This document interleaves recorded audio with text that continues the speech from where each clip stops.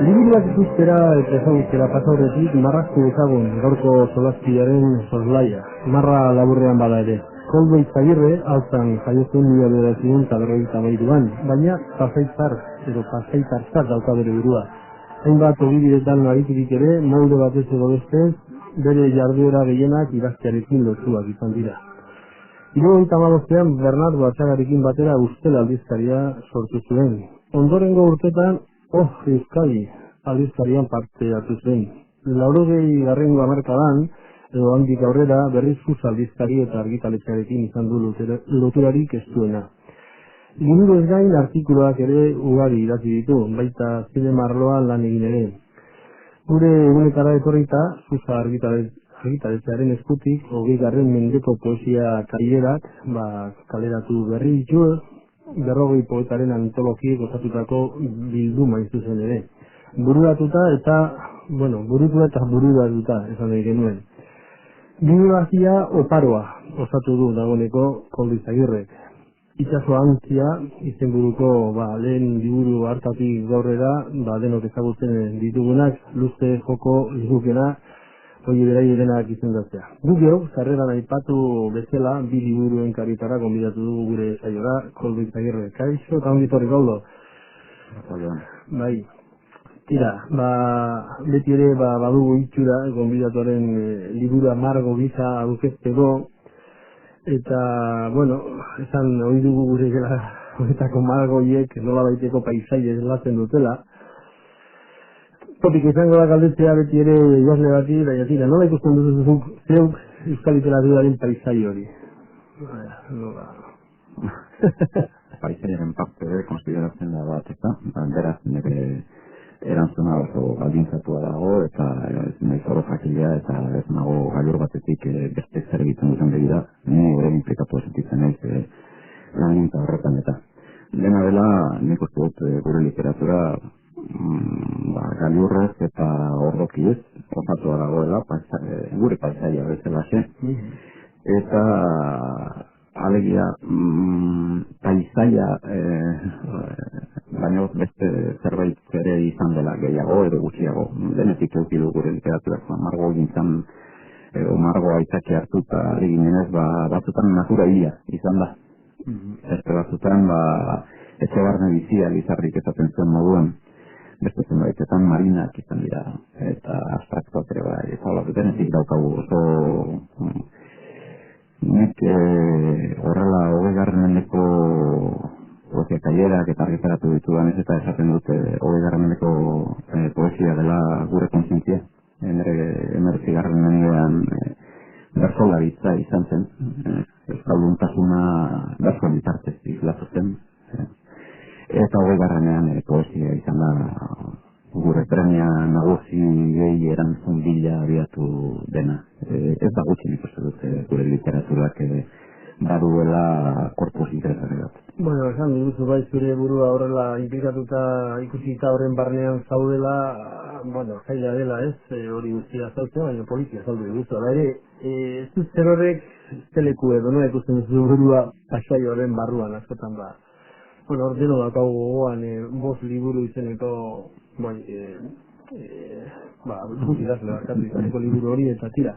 Baina, ez eguzu berriz ere, hori ikusi izan dugu zure burua euskal literaturaren barruan nola kokatzen duzun, baina laburrean nola ikusten duzuzuk paisai horretan. Txiki. Hitz bat, zakar batez ontzat emango dugu. Aipatu ditugu, edo dugu 20. mendeko 40 poetaren antologia delako hori, eta ikusi denak irakurri direz, ez da guztia hori ere, baina izen bat falta bada Koldo Izagirrea, nolatan hori? Beste galdera batekin erantzungo hori zut, balkita bestela oso dotorea, baina konfidentzak dire manda. Begira, nik nire burua antologatu itzaurrea ipini eta egin izan manu, eta hor argitaratu izan manu, galdetuko zenidak zergatik antologatzaile eta antolagatua, antigorean. Galdetuko dizuk, ez modu sentitu zara, hola, egin behar horretan, ez? Bueno, lan zaila, izango zen, zabaldari. Bai, baina, bera, kontuan hartu behar duzu, nik berrogei horietan nagoela.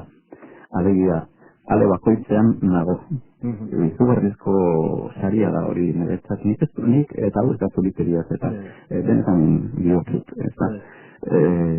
Nik berrogei eta handiren itzaurre egin dut. Eta haiek antologiarekin ados daude eta konforme eta haiekin jarruteko aukera eduki dut eta hainbat buruz hitz egiteko eta onartu egin dute nik egindako zerrera eta izugarrizko saria da, dudari gabe, hor nago. Poema falta dira, baina nahi duena bilatuko ditu, Bueno, nik uste dut nik edo nire poesia txoa egin dudala, zarretan, eta poesiaren goraltze hori, eta ez dut nire burua horren eskatzen sentitzen, Bueno, tira, ez dakit hitzoku bat edola arian datorren, aurreragorako edo lehenagorako neukan, baina paisaia eta pasaia horre sarreran aipatu baitugu, bueno, altzan sortua, baina, bueno, pasai tarzada kaso burua, paisaiak eta pasaiak rimatzen dute, zer dira bia zuretzat. Bueno, paisai hori dekin literatur gizera, Bai, niretzako egia zan ez, paisaia ez dago lotua pasaiarekin, altzarekin baizik. Ni sortu nintzen herri, herria da, altza herria. Donostiaren mendeko, baina nizpait liberatuko da. Eta nik pasaia personekin daukat lotua, lagunekin, ere lehen lagunak eta oso inguru bereziarekin. Paisaia baina horiago, nahi bada paisaia industrial bat, paisaia horbar, paisaia hitzarekin ulertzen duguna mendia, elurra, natura da, beti ere. Baina ni natura zibilizatuko naiz, ni hormigoikoa eta burniartekoa naiz. Hori da, niretzako pasaiak daukana eta nire lehen lagunak eta personak eta tozkit gogora gehiago pasaia hitzarekin eta paisaiari begirare lehen ondo erakutsi digutuz zuretzako, bueno, euskal literaturaren paisaia, eta tira, ez dakite pasaia berean esaltzen ote den guztia baino zein leku berezian, no da ere. Bai, Behize zentu honean, gero ikusiko dugu gainera. Bai, berezia da, azteko ez delako herri bat, 3 herria batera lau herri bateratuak harako erabaki administratibo baina lotzen gaituena edo batzen gaituena itxasoa da, beraz, elkarren urrun bizi gara, behar bada horrengatik konpontzen gara ongi, ez daudelako sobera hurbil. Eta beste alde batetik oso desberdinak dira. Eta horrek asko laguntzen du. Bofitak ere izan duen momentu baten izpide, hor zurak ziburen zulek ezautzen dute, liburu hori agian ausardi agegirekin botatu ditu kaldera, baina polemista fama egotzen hau zaizu edo ez dut uste polemika bilatuko duzunek, baina bintzate uko ez dizu egiten eta polemikari edo ez dakit dizte egokin hau zeden, Ez naiz polemika zalea, baina nik uste dute gauza batzuk ezin direla isildu eta ezan ingarriak baldin badira ere. Eta gure buruari begira beti gozo eta euskararen onerako edo zer esango duten edo halako estakuruak hartuta isilik egotea oso komodoa da eta uste dute luzera kalte egiten digula. Ondo, Itxagirre jarlea dugu gurekin, azken unean baten bat urbildu bazaigu, jakinen gainean egon da egin, Ondo Itxagirre eta 2 edo 3 liburu ikusiko dugu enez. 2 liburu alegia metxa, esaten dioten agirretar baten ibili errenak eskutan dugulako eta aldi berean ere ezin dugulako alde batera utzi Agirre Zaharraren kartzelaldi berriak edo nuevas prisiones del viejo Agirre, hola baitu nik momentu honetan eskutan, baina tira. Agian ezagun solasaldia tarte honetan lehenetik, metxa, alegia, berriz ere kaleratua, guain gutxi aurkeztu behitzen duten, sari asko jasoa, zilarrizko Euskadi gare batean. Zerretik berritua, Tira, baldin baduzu zerbait esatzeko, ez eguzu. Hola, zerretik barrizu da. Ez dakit, esan, nik hau idatzi nuen gaztetxoentzako, eta aurkeztu nuen gainera gazte sari batera, gazte literatura sari batera, bilin sari da izten, eta Branka izeneko gazte txoen zail batean argitaratu zen. Baina batek eta bestek eta oro bat jende askok komentatu izan ditu hori ez dela gazteentzako, gazteentzako bezala idatzi nuen. Baina ez hori helduentzako liburua zela, edo ez zela gazteentzako baino helduentzako egokiagoa ote zen, edo halako zerbait bazebilen. Eta azkenean editoreek pentsatu zuten helduen zaila nagusi da edo dezagun hortara pasatzea eta ala argitaratu da 10 urteren buruan. Ez dakit, normalean alderantziz izaten dira bidaiak, ezta? Helduentzako bezala idazten dena gazte ekartzen dute. Bidaia oso bizia da. Denaren liburua bera, hola txupun, kelitu da berriz ere, lehen, baina, bueno, agian zuri zezu beste aziola, bueno, hori esan beharratzegoen, eta 10 urte paisa baitirat, baina zurazki ere, edizioak agurtuak izango zirelako, eta berriz ere, hori, jakin badakigula, nor da metza, zure ibili literarioan, beti, bueno, esate baterako, izpide bat eman da, trapogu dadi, nor da metza, edo. Ibili literarioan oso espezu egon behar dute personaia horrekin, uste ez nuela alako personai importante xamar bat bihurtu delako. Nik itui batzuk nozten antolatuak eta gaiak nozten apuntatuak itui horiek egiteko. Eta gero itui pare baten personai bera azaltzen zenez denak arekin lotzea bururatu zitzaidan eta horrela sortzen personaia. Orduan, oso gauza bitxia da nik eta irakurleak pentsatuko du behar bada nik aldez aurretik pentsatutako gauza bat zela, alegia zer da agirrekartasuna, zer da hau, eta gero idaztiko dut horren arabera, ez alderantziz, prozesu alderantziz da, eta beti esaten da, idazte asko esaten dute hori, prozesuak personaiak nagusi egiten direla, tira egiten diotela, eta iez bezala egiten diotela, eskuetatik eta egia da. Gero, hori dana idaztita gero sortutako gauza da. Gudari aurreko edo gudari osteko bat izan diteke netxa, baina beti gudari desorduan dabilen bat izan diteke. Baipatu duzu horola nola garatu izan den zure baitan, evoluzionatik joan den personaia, gudari gabe, ez? Bai, eta zen novelan alde handia dago personaia lehen liburuko tiko ona. Eta novelaren barruan, Agirre Zarraren kartzelari berriak horretan, personaia ez da hain planoa, evoluzionatu egiten du, eta berak uste duena baino gehiago daukalako ikasteko, nire uste. Garatzen ezake gehiago, hola, personaia hori? Oraindik ere, bai, seguru asko, nik uste dut ezela personai simplea, parituela poliedroaren oso batzuk badituela eta bai eman dezake garatzeko dena belan ez nuke personai bateko idazle Agirre eta Itagirre, zer dute komunean edo amun komunean, ze komunean esaterakoan batzutan agarra jotzen dut papera zintzilik dute komunean papera zintzilik eta amun komunean Agirrek eta Itagirrek bizenaren zati bat nik operak ez da provokazioa agian ez kasualitatea da dena den ere zordun nahi erresistentzia askori alegia, realitatetik ere ateratako personaia bada, ez?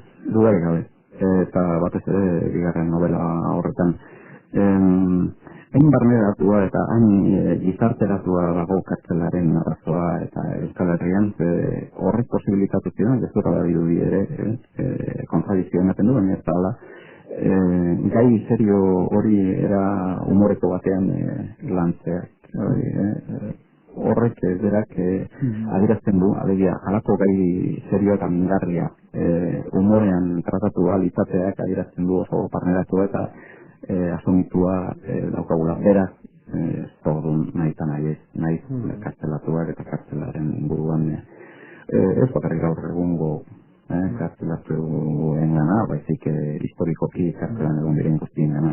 Bueno, zuzeu bintzat historian izan ziren aiek oso presentia dituzu beti, ez? Fantasia, bueno, ez dakit. Personaia horrek behintzat bai, nik beti esaten dute oroimen personal oso txarrekoa dela, baina oroimen historiko handia. Gara da handiegia ere bai. Eta uste dute, badela hori gaur egun eskaz aurkitzen dudan alderdi bat, eta zaitzen naiz ari aldezatzen. Fantasia eta errealitatea uztarturiko novelak, edo eleberria dira. Errealismo liluragarria, edo ez zaten den hori, eta burgesitik urrun, tekit horik izan da, edo beste batek izan da, ez zuzer horrek eta nik jasoa. Egungo euskal novela horrela ikusten dut, eta oso lotuta errealismo liluragarri horri eta burgesiari, esan dut, nola ikusten dut, baliatzen dut pixkat. Nik uste dut oroar masa, novela, idazten diren novela masa, errealismo burgesa, esan genezake hortan definitzen dela. Alegia linealtasuna noizean deneak portuz, baina lineala azken zinean, gure baloreak sekulan zalantzan jarri gabe, paternalismo bat, menderatutiko, gure zintzotasuna laudatzen duen novelistika bat daukagu Oroar.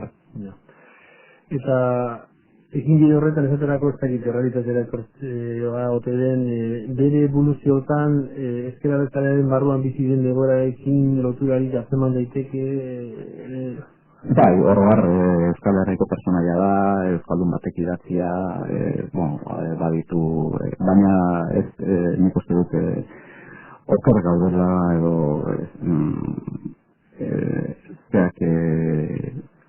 sorkuntza diren produktuak lupa politikoarekin irakurtzen ditugunean. Hori kritiko batzuek egiten dute, epaileak direlako kritiko, baina gero ez dute gertatzen izugarria da.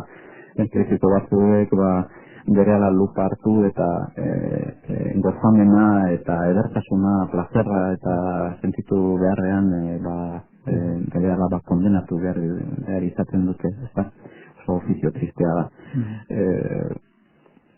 Nik uste dut badituela loturak, baina oso lotura literarioak.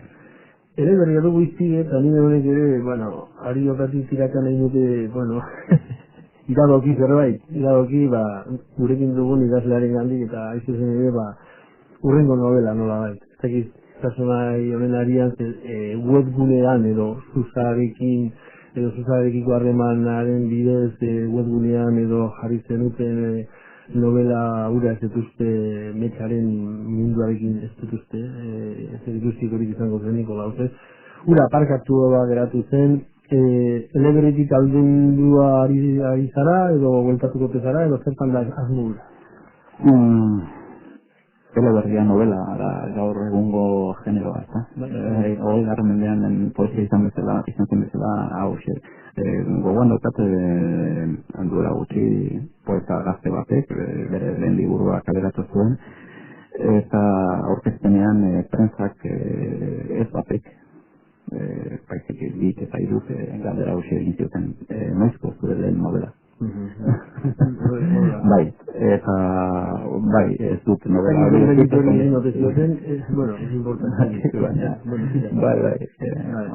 horrela gabiltza, inor ez da idazle novela bat idazten ez badu.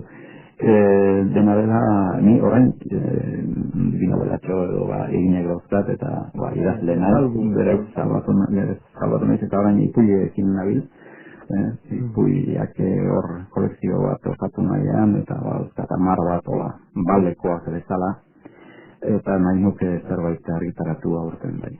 Baina, pixkat jotola, ari alduz edo horrela, novelari helduko diozu.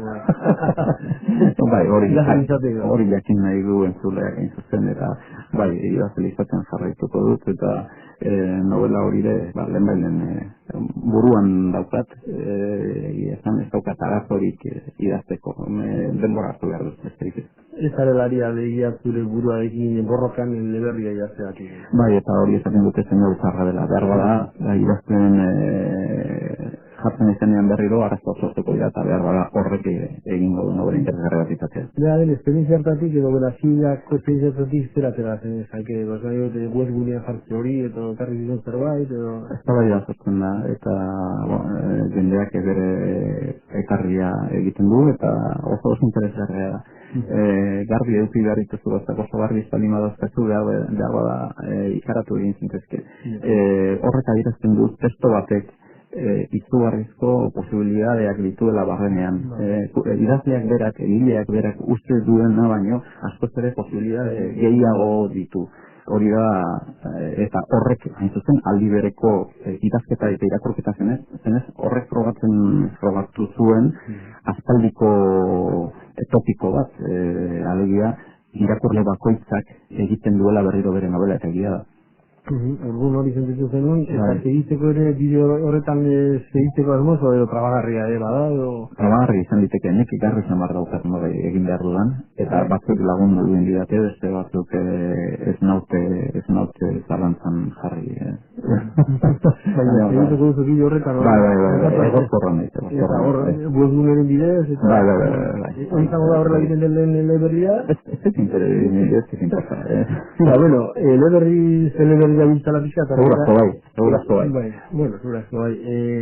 Espetxearen gaia, landu duzu berriz ere, metxa, kartela itzultzen denean bere kabuz, hori ez baita ies egiten duen pertsonaia, baizik eta kanpotik barrurakoan pertsonaia, eta bizi dugun garaia ekin lotzen dena, azken aldi honetan, horren zuten ari baikera, zigorraren luzapena, begira, Espainiako gobernuaren aznarrek eta golpezinteak, babiteko gio itolarria zorra da nahi du, agian bueltatzen ez berriz ere ez, hori horrela geldituko da, esan edo edo horrek ematen dizu ere gai horri, beste gai horri itzultzeko modua. Hainbat gai hauzkat literaturan lantzeko, ez nuke monotematikoa bihurtu nahi. Egin du gure saioaren, erdia edo horrela, gaurkoan saio monografiko izanen baita, aurreatu dugunez, eta tarte bat egin dugu, edo dugu musikari, zer ekarri diguzu kondo, saioa girotzeko lehen da biziko kantua. Zulfu Libaneliren kantu bat, Puebloaren izekin, Puebloaren zure izena idatziko dut, poema ezaguna, Resistenzian idatzitakoa, eta Zulfu Libanelik itzulia eta Turkia kantatuko du. Horra, Libaneli, horra zen diguzu. Hor gelitzen da, gure entzuleek gazta bezate edo gaztatu dute laguneko, eta guk haintzin egin dugu hiri hor garen karrankaren pean edo Urpilen azpian, Victor Hugoren Lepigune liburuaren itzulpena egina baitu Koldo Izagirre. Itzulpena hote, egokitzapena? Edizio bat. Hain zen, Victor Hugo bizizela etzen sekulan argitaratu liburu hori.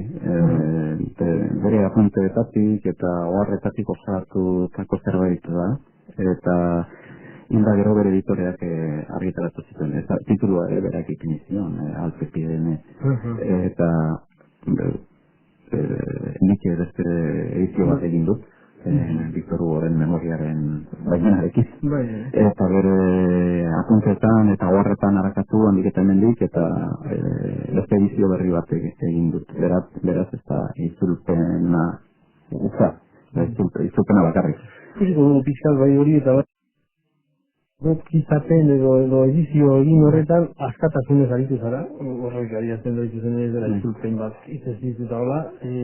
Horrek arazoak, mugak planteatu dizkizu, esan dute lan gaitza ere bai. Bai, bildu egin berra eta egituratu, hori ere egin dut, kapituluka, horikoak ere egin ditut, eta, dena dela, Josemendik egin dio sarrera eta asko argitzen du garaia eta Ugoren portaera eta pensamentua eta baita idazteko moduaren esaten dute Victor Hugok erakusten digula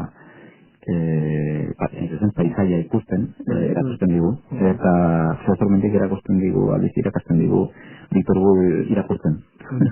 Bai, hori nuen gaude egiteko, pesatzen dut, zuk egindako lanari, elbide egokia jarri diola, dela kondu ezagutzen baitu guzti iragana, bai, historia eta baita ikuspuntu, filosofikotik esan genezake. Berak izan da, birkreazio eginez, baina lehial jokatuz. Horre suposatzen dut, zuzen horrek ere, ikasi behar izan duzula Victor Hugoren gandik edo Victor Hugorenetik, baina lehendik ere ezagutuko zenuen pasaitar ongi zara Victor Hugo, ez? Nolako harremana izan duzuzuk Victor Hugorekin edo? Mozto batekin harremanak zaila dira, frantzesek beti esaten dute, frantzesek galetzen dietenean, zein hartu duztez, Frantziak eman duen idazlerik handiena eta beti esaten dute Victor Hugo tamales monstro bat denetarik egin zuen eta dena ongi eta ez da zanurra Victor Hugoren gana urbiltzea enziklopedikoa da eta oso lezkade batetik idazten duenean oso romantikoa da romantiko zentzu popularrenean, oso exageratua da.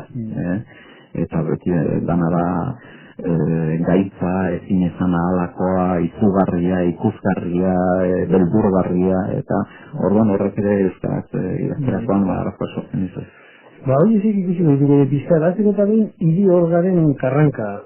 Hori bere idatitatik ateratako, pasarte zaldi badaz, horrek adirazten ote dugu horrekien Victor Hugoren... Behintzat euskaldunekiko izan zuen harremana. Victor Hugo, anekdota honek argituko digu.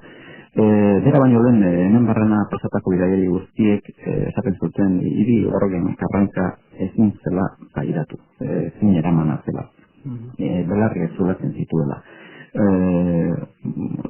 Profil gotiek, parrafo antologiko batean izugarriak eta bi esaten ditu gure hiri horren karrankaren kontra.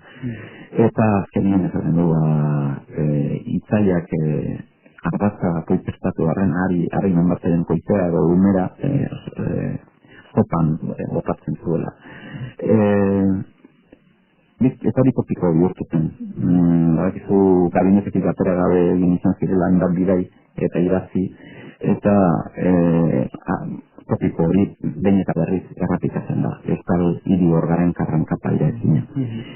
Victor Hugo berriz mito edo topiko horri kontratopiko bat egiten dio. Eta orduan hiri horga entzuten duen inaz ez dut, Mozartek berak ez ditalako plazera ematen. Hori bat tituluaren. Eta erki ondo, prozitua. Autoria turismo egitera egin zen, torri zen, eta gogoeta filosofikoa ikusi zigun. Eta topikoak haupide, liberalak, progresistak, arristak, reakzionarioak, hortan ondo kastigatzen digu, Jose Zormendik ez areran, baina zira bat zatoz. Bai, guztiz, hori gure historialari askok, baino zorrotzago adirazi zuen Victor Hugok, eta oraindik bigarren gerra karlista pasa gabe zegoela. Lehen altxamenduan ikusi zuen zer zegoen atzen. Oso ikuspegi zorrotza zuten eta bera ez da izen pariztarra. Bera ere Frantzia sakonakoa zen eta ezagutzen zen zerbait. Eta turismo egitera etorri zen, baina hori ere ezin besteraino. Bazeukan euskal historiaren ezagutza sakon bat. Idiorgaren karranka du izenburua, baina bueno, bere azpian ere Euskal Herrian gaindi 1923an, eta horrek esan nahi du, bueno, garai konkretu batean etorri zela, Humboldt ere etorri zen garai bertsual edo bintzatzea, eta Hugo ez zuen irakurketa bera. Nahi du, en fin, beste egin ez dutena edo bintzat, agian, bueno, berak utzi zuen ondo idatzia ere, liburuan agertzen den bezala, nahiz beti Espainia jari den, beti ere hauek ez dira espantziegas eta espainolak, eta hori historiarako, bueno, uzkuntza bada, ez? Bai, bidaiari guzti, frantzes guzti, Bayonara iritsi orduko fritanga espainola abizen azten dira, eta ja ikusten dituzte koloreak eta piterrak eta alako gauzak, eta topiko guztiak. Behar bada, garai hartan, hortatik ere eukiko zuen gure Euskal Herria, guk uste duguna, baina espainolagoa izango zen, ego Euskal Herria. Baina ez dago dudarik exagerazio bat dela. Eta berak Humboldt oso interesgarria da. Humboldt bizitari bezala etorri zen, bizita konkretu batzuk eta jakintzuekin eta elkartera. Hugo herriarekin mintzatzera dator, bere kasa eta gaina inkognito. Ez du nahi jakin dadin, hemen barren adabidela portugako akademikoa zen eta izugarrizko fama zeukan. Eta ez zuen alako bizte uzera nahi eta beste edozen bidairi arruntezela iribizen hemen barrena, inortezekien martzen bera hemen iribizen. Hori lantzen baten da, liburuan, bestela ez eta beti jauntzat edo hartzen. Eta herrixearekin harremanak buliak ez zituen beti.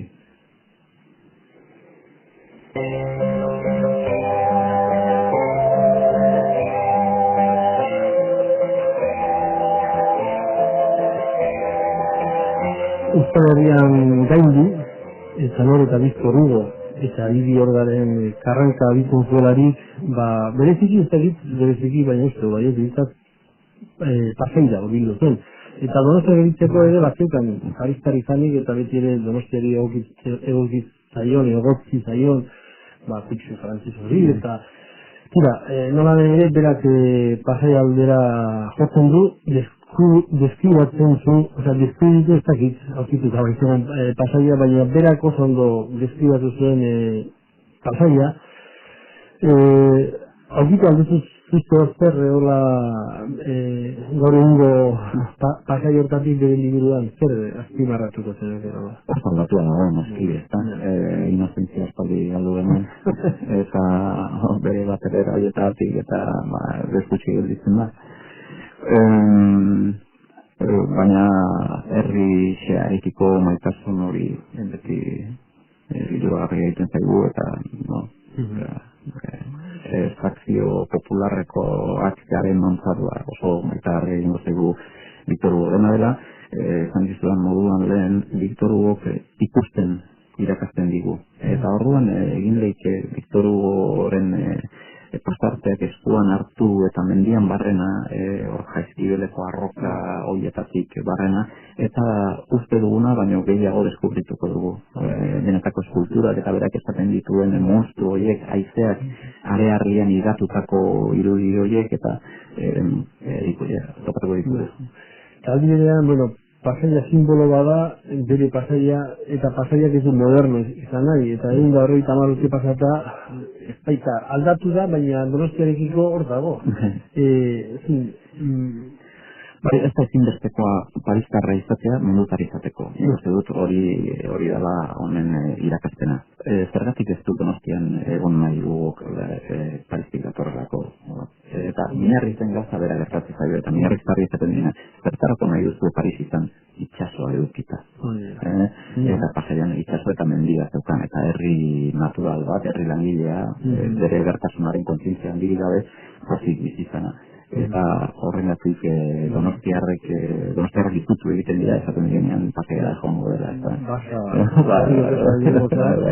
Ara joan da ere, bera ere, jabetzen da, inbarrura joaten da, lezo herrira urbiltzen delarik ere, pasaitaren taia nestoia da,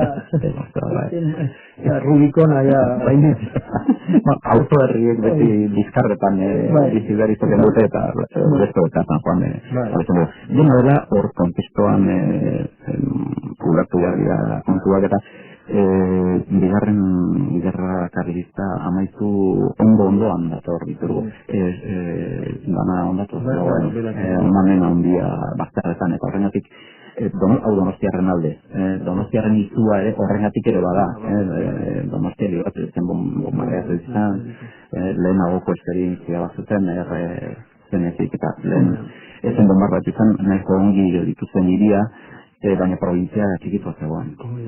Bueno, erreparatzen du nola ere emakumeen gain eta ohartzen da nekazaritzak emakumeak hildatu egiten dituela, natura eta zibilizazioaren meditazio edo gogoeta egin zuen, Iritxotezen krisis personal baten ez dut esan nahi baita krisis personal baten esaten da, baina pareka baitek gara Euskal Herria, Europaren eraikuntza, gaur egun ere horretan gara, ez? Mende bat eta erdi luze joan da, baina egoera parekatu daiteke?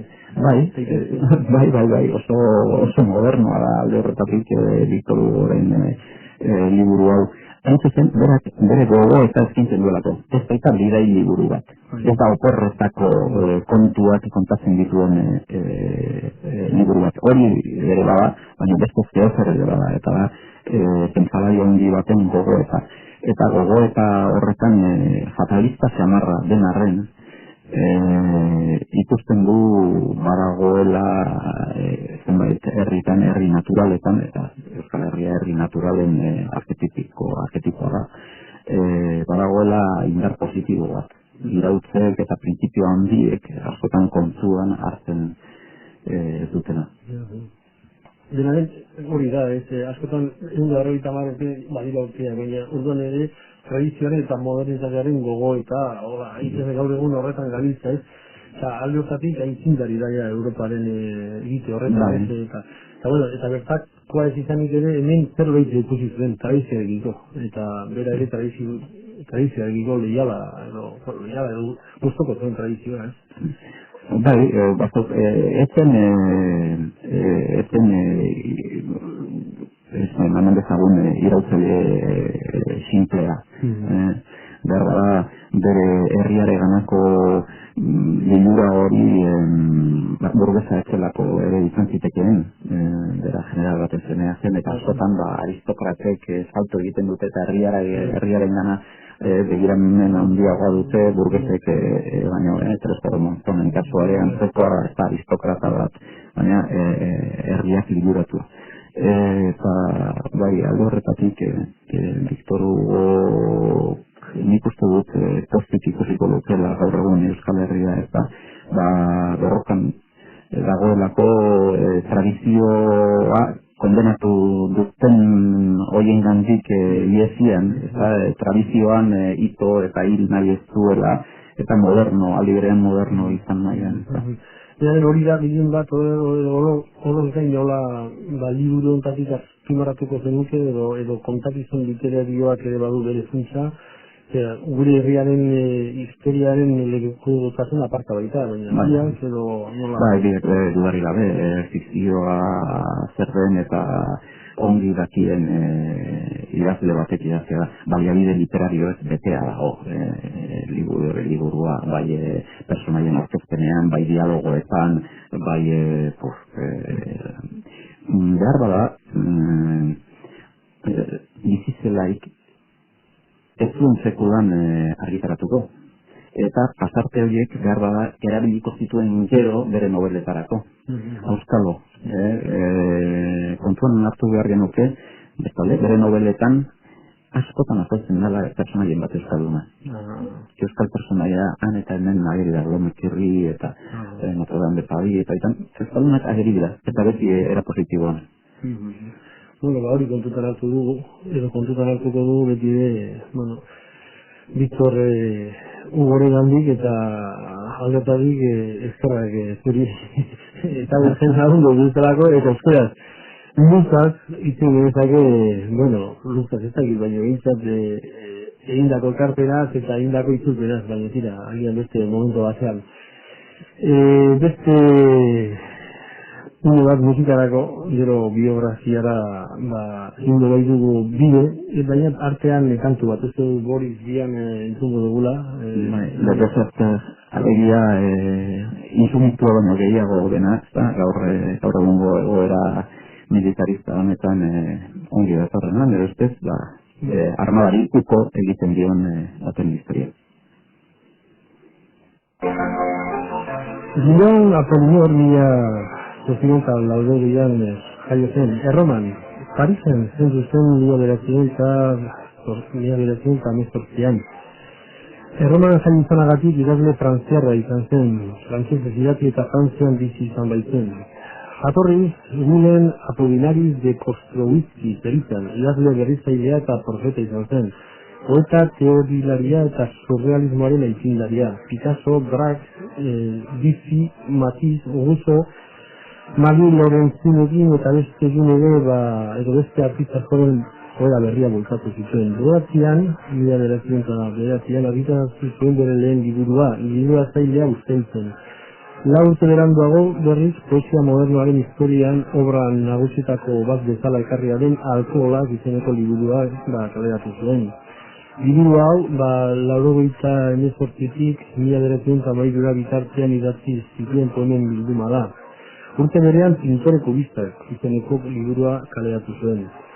1916an zauritu izan zen lehen mundu gerra handian, buruan zauritu ere. Urte bat beranduago drama surrealista ditu zion Tiresias zen titiak, edo ditu zioten Tiresias zen titiak estrenatu zuen. Hemezortzian kaligrama poema grafikoak ezagutera eman zituen. Urte berean eskondu eta hil zen, Gripia J. Autore hilostean bere inbat lanek ikusi zuten argia, emakumeen meseria, Amoiaren itzala, Luri Gutunak eta beste. Giron Apolinar idazlea, zergaitik, koldo. Bakatu momentu baten zeta, harrituta gelitunen nik ez dut ondo dudan sortze eguna eta gero hilegunaz eta oso urte gutxi pasaziren artean, baina onge gaitu gara, mila zozioen talbarogi garen urtean, eta gero emezortzean gultzela baina baliteke iruro gehiago nola sortu izan, Ezperi giltzen agare. Ezperi giltzen, berrogeita biki. Olako zerbait, uste dut nik izin paratu gala zenbakiren bat, eta gazteri giltzen nor izan zen, bali maduzu, Guillermo Apollinaire eta zergaitik. Alegia, nik titular bat eman behar nuke, ez duke idatzi duzuia eta zan ongi asko, zituen eman dezagun margo kontuakin hasi gare poesiaren Picasso. Izan zela esango nuke nik. Picasso pinturan ekarri zuen irautza bera ekarri zuen Apolinarrek poesian. Horrekin, oso guztura gelitzen. Agian, denbora zestu gabiltzalako eta horrela, eta tira, zuk literatura ere ulertzeko era hortara ukitzen dena, Bai, nik beti maite izan dut surrealismo hori oso jostalaria da, brillantea, humorea ekarri zuen poesiara, eta transgresio ere bai forman eta hainbat mezutan ere bai biziki maite dut. Hori, ageria modu duzula eta ageria ere beti ere aztero lakartzen dugu idazle bat eta bere idazleko itxun bat ekartzen du eta agerietan urbiltzen da bere estilora eta bere gauzetara eta horri bat kopia ezaten dit. Tira, ondo. Hoi bezala, idazle gonbidatu da, bere idazle guztokorren testu labur bat ekartzen digu eta erakurri bai. Jarriko dugu sintonia pixkat eta aurre eginen dugu.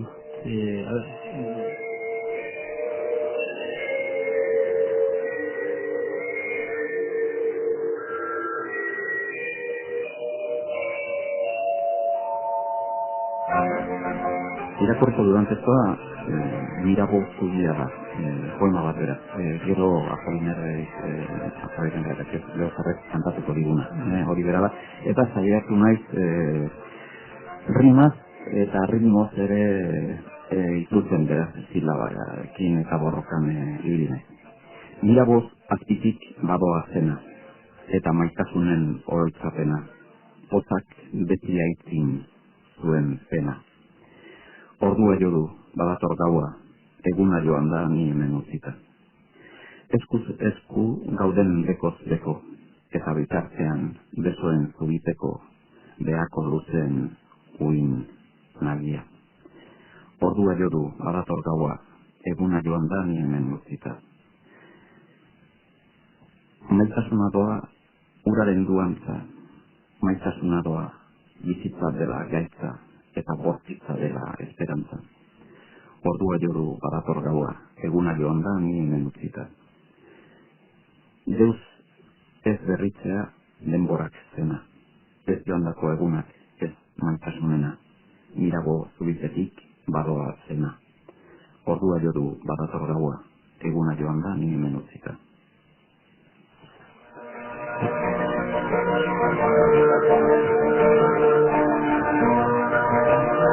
Brava, eskerrik asko, Koldo.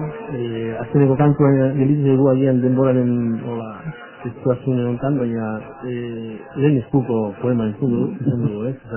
Zekit honetarako propio ekarria itzulia, baina agian gero ere egunen bate, baina ez da bintzat argira atera da hori, ez? Ez, oraindik ere lan handi egin behar duzko noan gainean, bai. Zira, ez dago dudarik, bakitza bereari, eta agurtu aldera zen entzungo dugu, iaia erdi orkestuta daukagu, ez, kantua, eta...